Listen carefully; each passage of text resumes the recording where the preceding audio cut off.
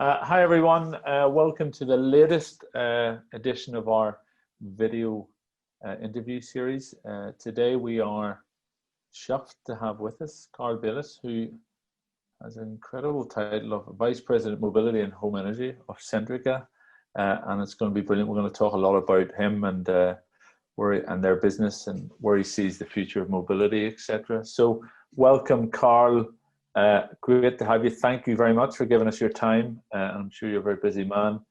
It would be lovely to hear a little bit about you, first of all, and give us a bit of your background.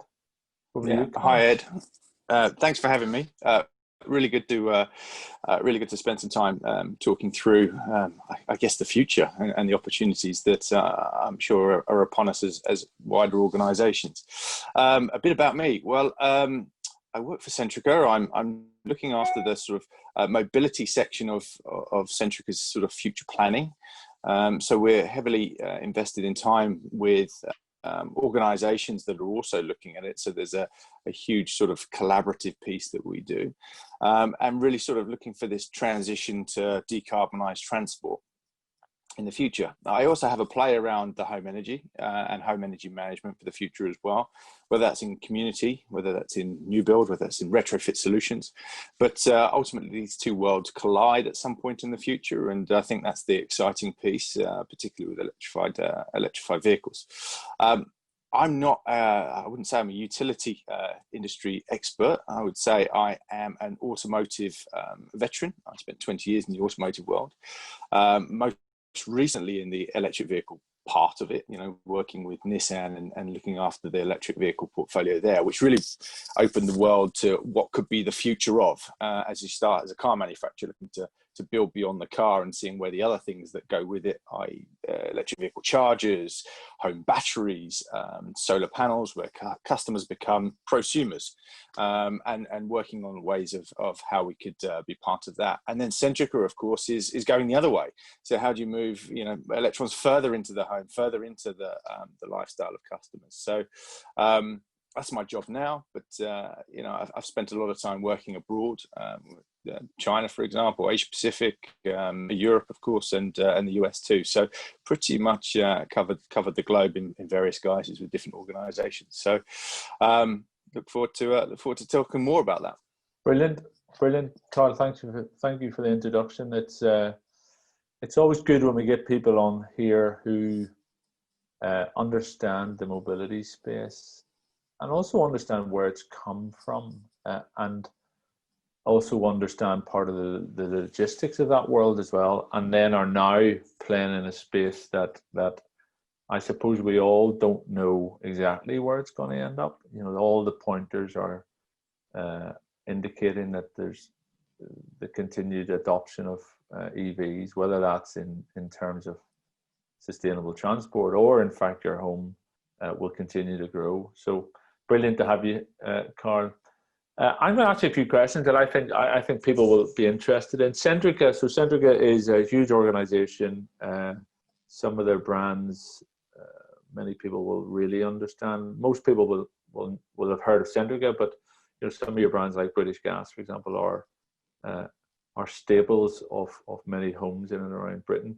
Tell us a bit more about what Centrica believe is the future of that connected customer, and I think it would be interesting, Carl, not just the mobility but also on the other side. How do they connect the home and the mobility piece? I'd love to understand a little bit about where Centrica position themselves.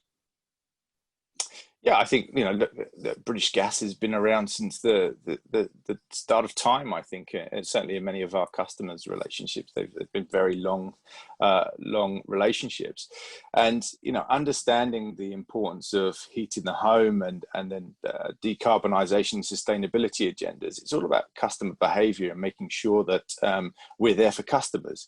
So we want to know that on their journey, what is really important to them. I mean, we're getting pretty close to that big switch on time where everybody goes to their boilers for the first time since the summer and turns it on, and then understands whether it's working. There's been a leak in the water system somewhere, and that's usually the peak and the spike for us as an organisation to then go and respond and make sure that customers are as comfortable as they can be as they go through the winter period.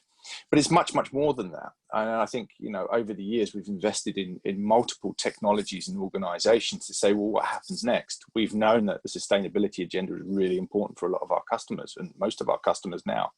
I think if I rewind 2 years and we had Extinction Rebellion, Greta Thunberg, the goal to net zero, this has all become front and center on the conversations of dinner tables around the country and around the globe around, well, how do we make it cleaner and greener for the future? And looking at how we couple solar panels to then start taking resilience off or renewables to take it off of to take the coal burning power stations off of the grid where possible, to start importing clean green energy, has been a journey that we've been on for a long time. And then how do we then convert those gas boilers that, from 2025, there'll be is a proposed regulation that will take new homes off of the gas grid. What replaces those? And we've had technologies in the wings for a long, long time, but they've never really had an emotional connection with customers, because you know what you like. So if my gas boiler breaks, then I'm going to have another gas boiler. But actually educating customers and supporting on that journey into a decarbonized future. So when we start playing with electric source systems, it also gives us the remit and the excuse to start looking at how they're connected, how we can turn them on and off remotely, and how we can shave the peaks of the grid demand and fill the troughs. So as you go through the course of the day, 6 o'clock when everyone comes home from work, puts the kettle on, puts the TV on, etc., etc. That's a huge peak. So how do we then start to work with all the devices and assets in the home and business to then move them later on where possible, so that you can free up that time for customer behavior? So we've had this view for a long time about how we can support that transition. Other brands that you might be familiar with, of course, is Hive, which is the smart thermostat and home monitoring system. That builds out to start offering further solutions in connectivity when people start to transfer into heat pumps, for example, or electric vehicle chargers, and batteries and solar. So there's a whole play around this electric environment or ecosystem that's being created today. And our journey with British Gas or Centrica Business Solutions is to help on that path. So it makes it simple, easy to understand, cost effective, and builds for the future. So that point, Carl, I because it's a real interest to me, not just in the mobility piece, but actually how do you then mesh this together? And if you think about the barriers to entry to all of this, because I think there's not many people around that nowadays that aren't aware that we probably need to do it a little bit better than we're doing it at the moment. But what do you guys still see? Do you see mobility as a great way into sustainability? Because if you look at the adoption figures on mobility, on electric vehicles, there's no one can tell you that they're not growing and will continue to grow. To Centrica, the work you're now doing of connecting mobility in home, or sort of EVs in home, do they see that as a way in to allow people to actually establish it or experience this, taking part in sustainable future? Because one of the things I always think about it is there's so much you could do. There's so much to do. But you hit on a very good point earlier. We're programmed in a certain way that it's hard to change consumer behavior, and it's also hard, in my experience, Carl, to change people from value being a single proposition around price. So how does the use of mobility allow Centrica to get more people involved in it? Because that seems a bit of for part of our audience, they'll think, well, Centrica, British Gas, mobility, it seems a bit of a departure. But I'd love to dig into that a little bit with you. Yeah, so I guess there's been a journey. I mean, if you think of solar panels and the feed-in tariff over the last, God knows how many years, people started with solar panels thinking that was a really, really good way to sort of take the need to use the grid or use electricity from a single source. But then coupling that with batteries, and then they thought, well, hang on, I'm generating and storing all of this electricity. how can I best deploy it? Is that really in the evening, or is that really, or could that power some 3 miles in an electric vehicle? So I need to think about maybe an electric vehicle.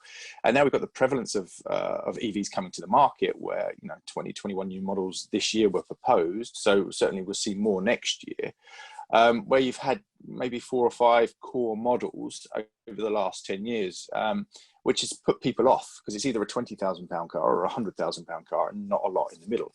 But now we've got gaps in selection and choice for everyone, so that when they're already on that tip of sustainability and changing their agenda to do the right thing in their minds, they have that availability. And then vice versa, people will think about, well, what are the benefits to me going for an electric vehicle? I only drive my car 20 miles a day, if that, and I've got the space for a home charger. Actually, I would never have to go to a petrol station ever again. So they start to think about it that way, and then they go, well, hang on a second, I've got an electric vehicle now, so how do I get solar to start charging the car? So you get these points of owning EV and owning solar and decarbonised systems, and they meet in the middle.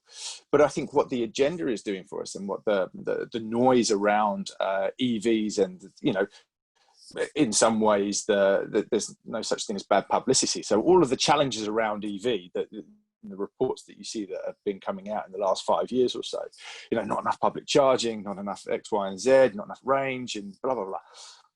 That actually still puts the conversation on the table and says, well, actually, we've got somewhere where we can charge the car, and I only do 20 miles, and actually, they're getting more and more cost effective.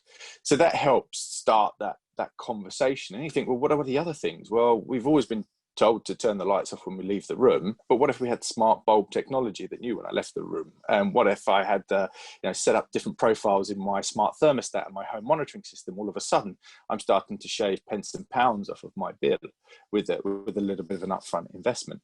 And we can start to think about all those assets that, smart thermostatic hot water tanks are really important too, because actually when there's massive, or when there's a trough in the demand, you could start heating the water when the cost is cheaper. So it actually has an inherent impact onto your back pocket, where the money is. So there's lots of things that are getting the conversation started. I think the challenge versus EV and home energy is there isn't really an emotional connection with home energy management, unless you're really on one tip of the conversation, where you happen to like a smart home, or you want to show off a smart home, or you've got the ability to create a smart home that is decarbonised. And I think we'll see that in the new housing stock as it comes through, because there'll be modern methods of construction. There'll be targets around what the EPC rating should be, that will need technology to help support that and monitor the home. And that's where we'll start to see a new generation of housing stock, new materials, perhaps, going back to cross-laminated timber or other methods of construction. But the technology stack that lives inside will start to bring on a new opportunity for customers to then replace their smart thermostat, or replace their home monitoring system, or replace their heat pump, not their boiler. I think it's so interesting, Carl, the whole subject. I mean, it becomes sort of more modern or common parlay of people. There's definitely more of an awareness of the options you have, both in terms of the vehicle, or how you move yourself around the world, but also how you live in the world. So I think, as you say, there's a small but probably growing audience of who want to do it all as quickly as they possibly can, versus the masses. And if you're Centrica and you're looking at, what are the key priorities of the next couple of years that will show you guys that you're moving to that tipping point, I suppose, where it becomes, ultimately it's all about mass adoption. How do we get to a point where will that be stimulated by government rules and regulations? Will that be stimulated by more awareness of the consumer? Will that be, what's Centrica's thought? How do we get from here today, which is really exciting stuff, admitting that the technology is around, both in terms of mobility, but also in terms of smart homes, smart businesses? What are the key things? How do we get the tipping point where it becomes mass? What's Centrica's thoughts on that? Well, I think it's all about the why, and I always go back to why. What is the problem statement that we're trying to answer? Why should we do something like this? And I think it's when we start putting those assets together and connecting them, And then what it does for me or you or any of the customers that are involved in it, when we can start supplying them with services and solutions that we didn't think we needed at the time. So, even if we think about Boiler IQ today, we can predict when there's something that's about to happen with the boiler, or we can start to look at the telltale signs, and we can start to line up engineers to come in. That's using data of your appliances, of your information to help you, rather than having an emergency, which means that you've got no hot water, for example. But you start building that connected customer into their connected car, into their connected home, and then you've got a whole raft of information that, when we're smart with it and put it into a platform, we can help with services and solutions that customers perhaps didn't know. So, we can map a day in the life of customers and look at the different points of, for example, if we know the energy consumption in the home, maybe it's Granny, for example, and we know that she's got a particular cycle where she wakes up in the morning, she goes downstairs, she puts the kettle on, she puts the television on. That has an energy signature. That day that she doesn't do that, does that then send a text message to you or I that says Granny hasn't gone through her first cycle of the day? So so then that's giving me a service, that's giving Granny a sense of security as well. And it's starting to use data for useful services that we wouldn't have ordinarily had if we just thought about how am I going to heat my hot water. How am I going to get from point A to point B?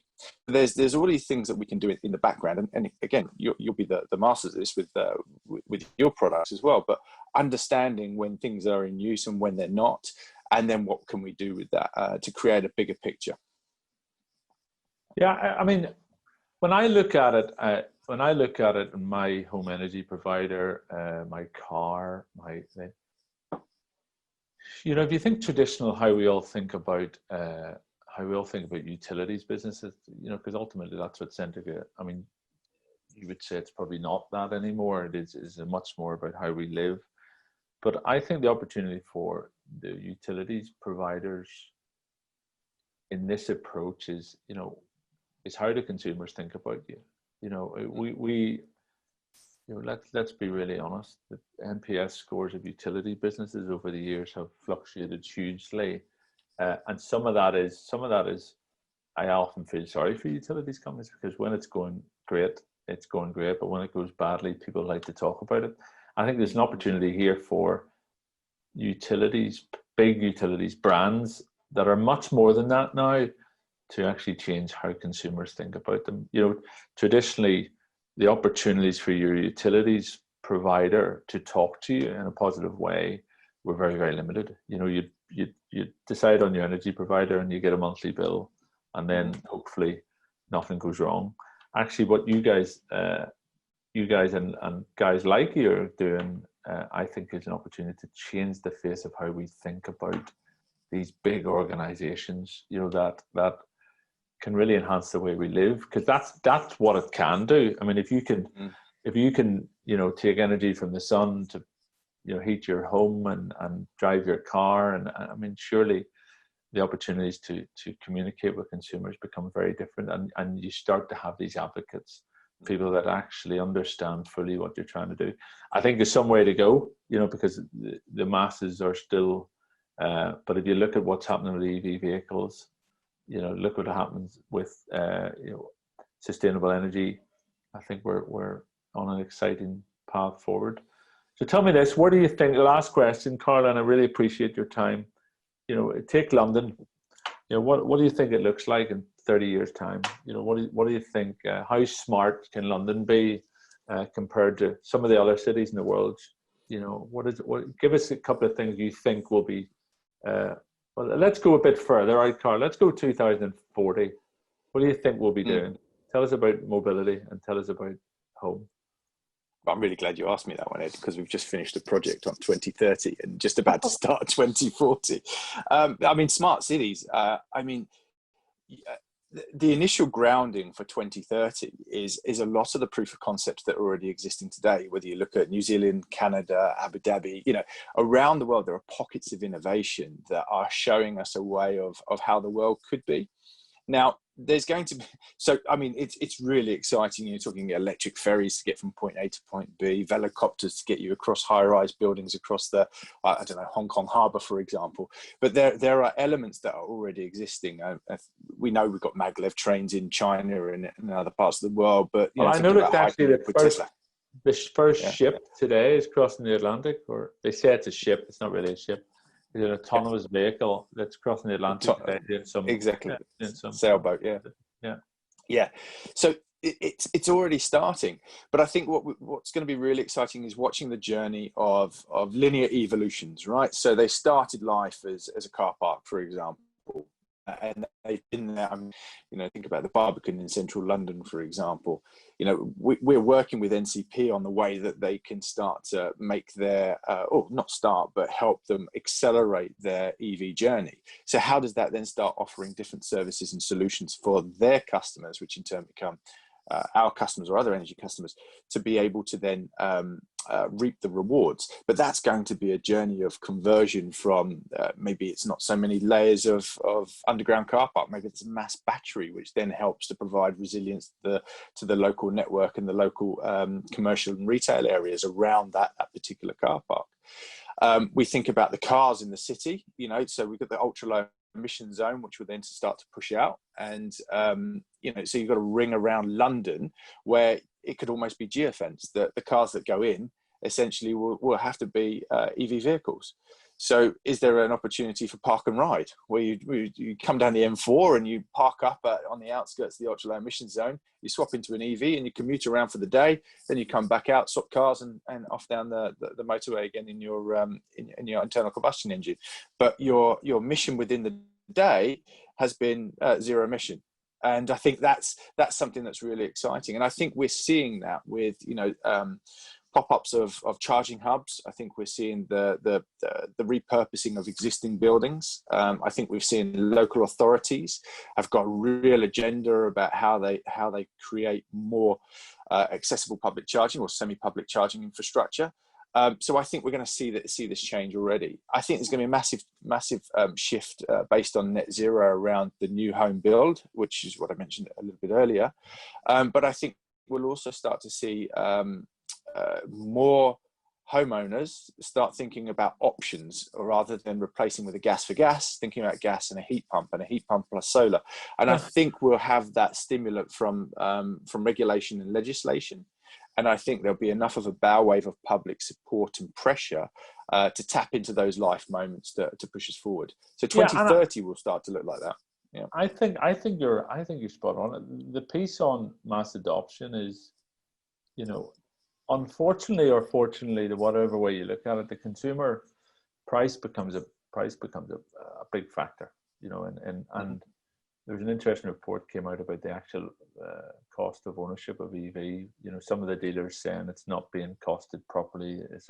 But I tell you, I really do firmly believe that if on home energy we continue to see prices come down, affordability and options, I think there's absolutely, and added to the regulatory stuff, around you're going to have to do certain things with your home. I see for our children a completely different landscape. I mean, an absolutely different landscape. So, and I look forward to it, because I think we have to look after our future generations. Carl, we're up against time here. I wanted to thank you hugely for what is a really interesting piece for us. We look forward to hopefully maybe doing some business with you soon. My last question, which I asked everyone, and I need the truth from you, Carl. Do you drive an EV, and what is it? I do. I have a 30 kilowatt Nissan Leaf. There you go. Listen, Carl, thank you very much for your time, and we look forward to talking to you very soon. Cheers, Ed. Thanks for your time. Good to speak to you. Cheers.